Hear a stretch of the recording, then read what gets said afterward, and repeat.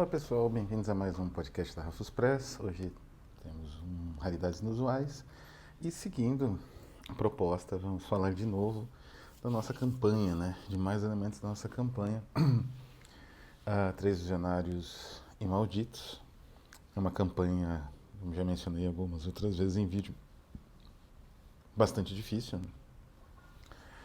Temos aí ainda um mês para tentar, né, digamos assim, fechar a conta da campanha. Então peço ajuda a todos.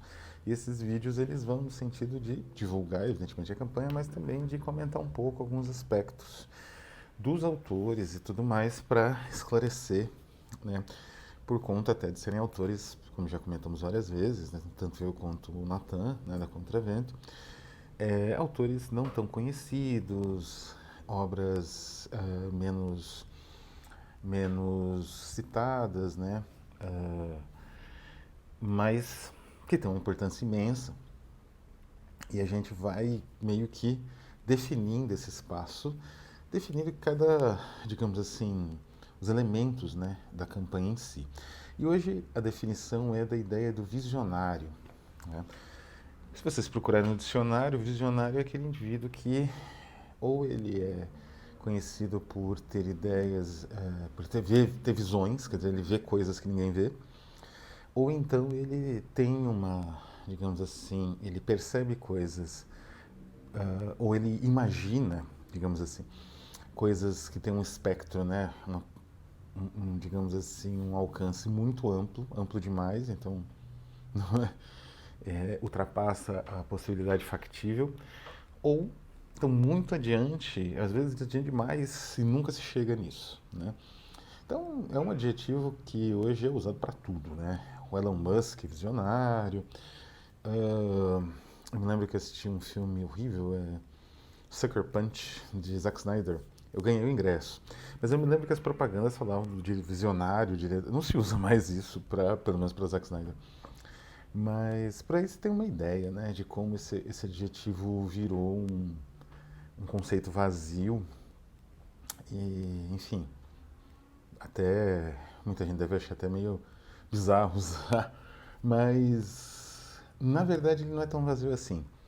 Existe uma possibilidade da gente identificar uma forma visionária na composição do material literário, pelo menos desde o Renascimento até hoje, e é o que eu vou fazer hoje aqui nesse Raridades Inusuais. Porque é interessante a função do visionário, né? Eu comentei em alguns momentos, inclusive no vídeo anterior que é sobre o Baudelaire, como o indivíduo maldito ele se coloca contra a sociedade deliberadamente.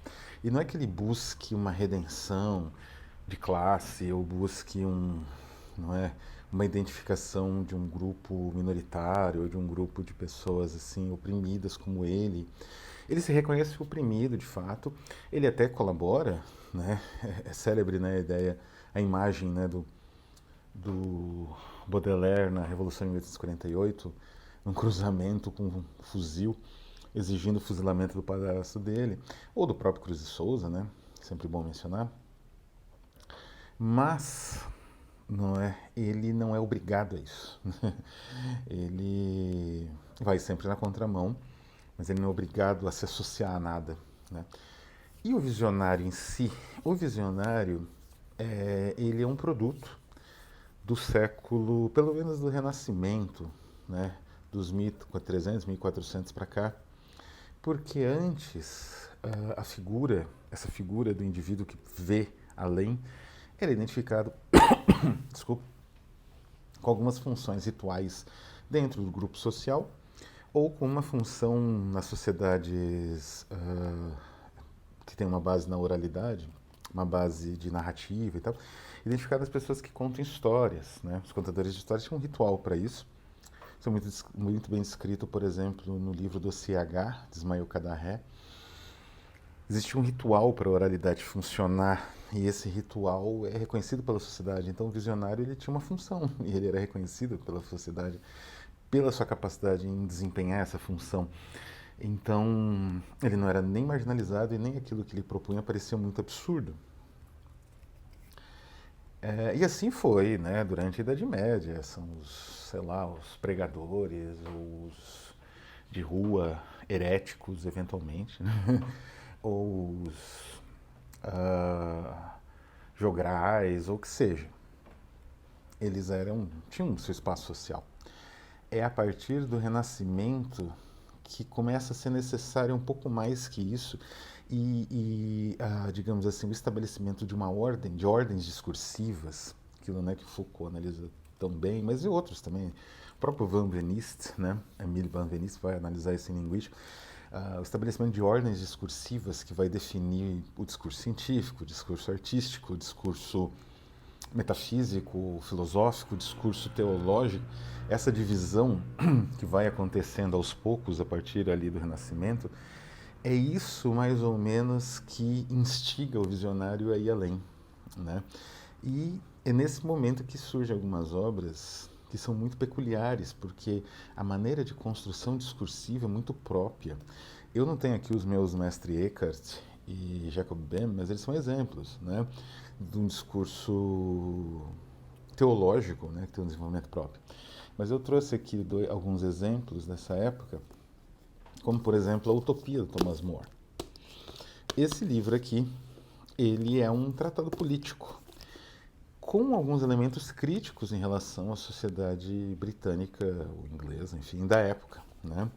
Só que em vez dele fazer um tratado político, talvez aí pode ter realmente uma motivação social, né? Talvez por questões ali do rei e tal, ele optou por montar uma história de uma ilha, de um viajante, que é o Rafael. Um nome muito engraçado o viajante dele, não é? Rafael Hitlodeu. É, Rafael Hitlodeu. Às vezes traduzido como Rafael Nonsenso. Acho que uma das traduções para o francês foi assim. O Rafael Hitlodeu, ele vai descrevendo essa ilha nas Américas, provavelmente, que tem um regime bem estruturado, não vamos dizer perfeito, né? Acho que nem o próprio Thomas More concordaria com essa ideia de perfeito. E ele não existe, é um não lugar, né?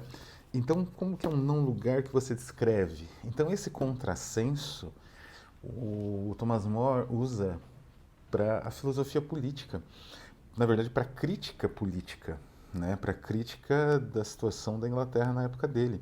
Então, isso é um texto visionário, porque, de certa forma, ele ultrapassa os limites da construção usual, do que se espera de um texto, mesmo na época, né, do ordenamento discursivo de uma reflexão filosófica relacionada à política, que tinha até uma certa liberdade, né, estabelecida desde os gregos, da República, né?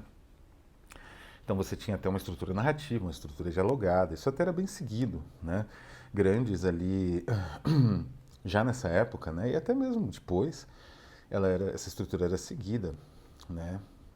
Mas o Thomas More, ele abandona essa estrutura e ele resolve simplesmente trabalhar com uma ilha que não existe, né, um não lugar, que essa ilha é mais perfeita que os outros sistemas políticos conhecidos ali na Europa. Ou pelo menos, assim, em comparação, esses sistemas políticos estavam muito imperfeitos, que é mais ou menos o efeito que ele queria dar. Então, essa noção, essa percepção de deslocamento da realidade convencional, deslocamento da ordem discursiva estabelecida, isso configura o espaço do visionário. O Utopia não é o primeiro exemplo, mas é um dos exemplos mais, digamos assim, didáticos e mais eloquentes, né, de como isso surge. Um outro exemplo bastante eloquente dentro aí da discursividade do que seria a comédia, né, aquele elemento baixo digamos assim, da arte, né, dos estabelecido ali na poética aristotélica, né, quer dizer, a comédia é comédia, né? Não é a tragédia, né? É justamente o Pantagruel, do Rabelais, né, essa edição de Etc, lindíssima essa edição, né? Simples e muito bonita. O rei dos episódios, restituído ao natural com seus fatos por proezas espantosas, né? O Pantagruel, que é um gigante e tal, ele é essa subversão, dentro já da ordem discursiva, dos elementos ali que ditavam a comédia, né? Os limites até do absurdo da comédia que ele ultrapassa. Tanto com o Pantagruel quanto o Gargantua, né? Quer dizer, são narrativas muito sofisticadas, mas também que trabalham muito um aspecto quase que lúdico da própria construção da linguagem, muito à frente do seu tempo, nesse sentido também visionário, mas principalmente que rompia com essas definições da poética clássica que eram seguidas religiosamente na época do Rabelais e são seguidas quase que até hoje, em muitos casos aí, né? Com essa obsessão por divisão em atos dos filmes, né? Esse tipo de coisa que temos aí na cinematografia atual, especialmente, né? Então, o Rabelais ele vai muito longe nesse sentido e estabelece uma subversão extrema, né? E uma das obras primas do mundo, como o próprio Utopia, né? E é interessante que aqui temos uma subversão dentro do ordenamento também, enquanto que aqui você subverte o discurso científico, aqui você subverte o discurso literário, retira aquilo que deveria estar embaixo, né?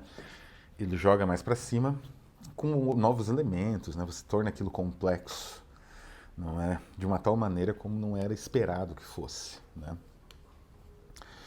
Já passando para o século 17 e 18, nós temos esse trabalho que eu traduzi. Essa aqui é a tradução, né, da Escotilha, que é o livro de Margaret Cavendish, O Mundo Resplandecente. É um livro incrível. Ele tem, de certa forma, uma estrutura semelhante à Utopia, mas é uma história de um barco. É uma história, na verdade, de uma descoberta de um outro mundo, né? É uma mulher que é sequestrada e aí ela vai para um outro mundo. Então ela acaba sendo levada, né, para um outro mundo e nesse mundo os seres eles são antropomórficos, né? Eles são meio ursos, meio seres humanos, meio moscas, meio seres humanos, tem de tudo. E é um romance incrível porque uma narrativa incrível porque de certa forma ela amplia muito o escopo daquilo que é apresentado no Utopia.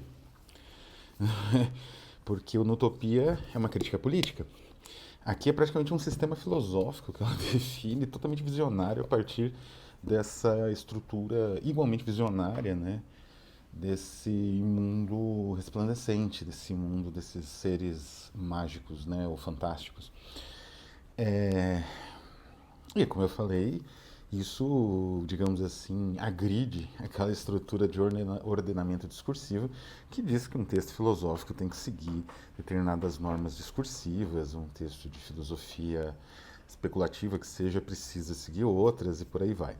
Então, os grandes visionários, eles, digamos assim, romperam esse ordenamento, essa norma, né? E antes de chegar nos nossos atuais, eu vou mencionar mais dois aqui. Um deles é o Emanuel Swedenborg. Esse aqui é um livro da Swedenborg Society a respeito do maior de todos os discípulos de Swedenborg, que também está aqui, que é o William Blake, né? O Swedenborg, ele era já mencionei várias vezes, esse homem, ele era uma espécie de homem renascentista, né? Tinha múltiplos talentos, era um polímata, e ele teve uma crise, uma célebre crise espiritual, e ele deixou de fazer, assim, ele fez vários experimentos bem avançados em ciência, de vários ramos da ciência da época, de mineralogia até umas questões de anatomia mesmo. E ele abandonou tudo isso para escrever livros místicos, livros com interpretação dos evangelhos. E é muito célebre a visão que o Swedenborg tinha, digamos assim, a crise espiritual que ele teve foi uma crise alucinatória, quando ele estava jantando num pub inglês. É até meio grotesco, mas assim, muito significativo ao mesmo tempo, né? E ele tinha uma visão de que céu e inferno meio que compartilhavam os espaços, né? E dependia da percepção de cada espírito. Então, o que um espírito entendia como céu, para outro era o inferno, naquele mesmo espaço. Então, é uma teoria que influenciou muito o espiritismo, porque na concepção dele, esses espíritos, digamos assim, continuam meio que convivendo num plano maior, mas semelhante ao plano humano, que é mais ou menos a ideia do kardecismo, né? Então, ele foi extremamente revolucionário e inspirou, ainda que no início negativamente, né, o Blake mais criticava, é um dos maiores poetas, né, da poesia inglesa, da história, né, da poesia em língua inglesa, que é o William Blake, que aproveitou essa visão, né, essa concepção do Swedenborg revolucionária e foi mais longe, né, com uma mitologia própria, e isso para falar de todos os assuntos, né? Quer dizer, é interessante porque ele criou mitos para comentar de questões políticas, de questões estéticas, de questões da atualidade, né? Que ele vivia. Então, é como eu falei, né? A forma de entendimento dos produtos discursivos, né? Por exemplo, olha, isso tudo aqui é um discurso estético, né? Isso daí foi totalmente bagunçado pelo Blake, né? E ele ainda restituiu formas de construção, né, de edição, que eram medievais. Né? Ele fez isso antes do Morris, inspirou o Morris, William Morris, que é outro que eu comento bastante aqui. E, então, por aí, é claro que eu poderia até né, trazer aqui para vocês uns 50 outros exemplos, mas por aí dá para entender o que é um visionário, né? Alguém que perturba a ordem discursiva, a convencionalidade dos discursos, a maneira como esses discursos são estruturados para não ter conflito, né? Não ter ruído, o entendimento ser claro, né? O visionário não gosta disso. Esse é o verdadeiro visionário, não é o Elon Musk, não é o Zack Snyder, é alguém que trabalha a discursividade de uma forma muito instigante. E é isso que nós temos nos três visionários e malditos, né? Que eram as duas coisas, tanto malditos quanto visionários. Se o Victor Segalen, por um lado, ele constrói uma narrativa que é o ouvido, né? Quer dizer, a audição é mais importante que a visão, que é um caso muito raro na literatura, né? Isso desestrutura toda a forma de compreensão, aproxima um pouco, né? A literatura daquilo que o Auerbach vai falar no Mimeses a respeito do Velho Testamento Bíblico, né? Que tem uma voz que chama e a pessoa responde. E você não tem uma noção muito clara de espaço, né? Essa voz está onde?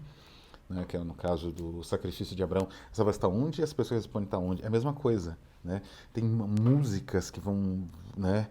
Vão ali meio que estruturando os diálogos. Os diálogos eles não têm um sentido muito claro, tem uma musicalidade nesses diálogos. É uma obra única. Por outro lado, no Senhor Orfeu, do Leconte, temos uma recapitulação, né, uma nova abordagem do Confissões de um Comedor de Ópio, do Thomas de Quincey, comedor de ópio em inglês, ou como eu vi numa tradução em espanhol, de um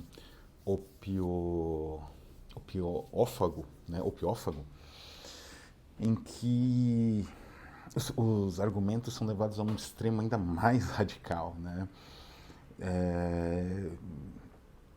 Que contrasta, né, com essa ideia de liberdade para a morte, liberdade para a loucura, liberdade para você alcançar outras formas de compreensão e de existência que não são aquelas regradas não só discursivamente, como também socialmente. Né? O visionário ele atravessa o espaço discursivo que ele já está subvertendo e vai para o espaço existencial. E o mesmo acontece com o Mugler, do Mal, né? Quer dizer, a narrativa convencional, com o herói, com as estruturas de personagens, de adjuvantes, né? de aquela estrutura fabular clássica. E ele vai ali, demole tudo isso, reestrutura de outras formas, não é? Buscando, como o próprio Leconte, essa passagem fulgurante, né? Do nível discursivo para o nível existencial, em que você bagunça os dois elementos. Né? Então é isso que vocês vão obter, não é? Isso é visionário, né, de fato, e é isso que vocês vão obter na nossa campanha.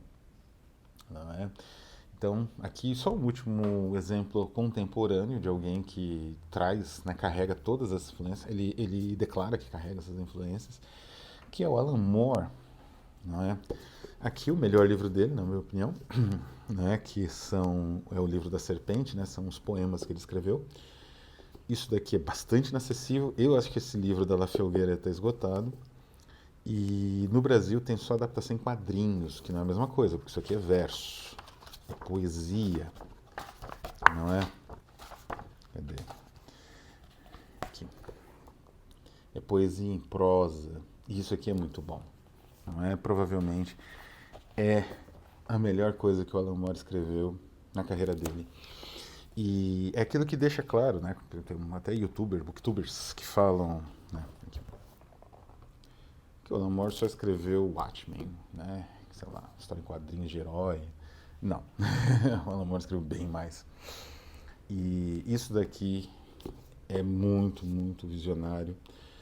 Desordena, né, toda a estrutura de concepção poética usual. Não é nada novo em si, né? Isso vem sendo executado desde Hölderlin, desde Blake, desde Rimbaud, Whitman. Mas ele procede de uma forma, como eu vou dizer assim, iniciática, na forma de uma jornada. Então isso torna esse livro único, né? É uma jornada mesmo, né? E o jeito como os espanhóis La Felguera desenvolveram é extraordinário, né? Mas é isso, né? Espero então que vocês apoiem a nossa campanha para ter contato com uma literatura visionária e subversiva de peso no século XX, né? Dos três autores que escolhemos. E se quem não puder apoiar, é compreensível, divulgue bastante, né?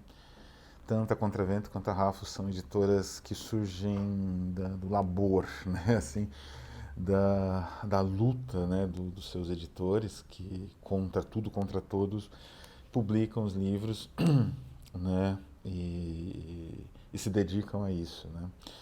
E, enfim, né? É muito difícil você conseguir financiamento, alguém financiar, assim, um banco, né? Financiar obras desse naipe. Então, peço para que o leitor, né, que queira conhecer esse universo, que tenha interesse em autores como os que a gente mencionou aqui hoje no vídeo, possam colaborar então com a nossa campanha.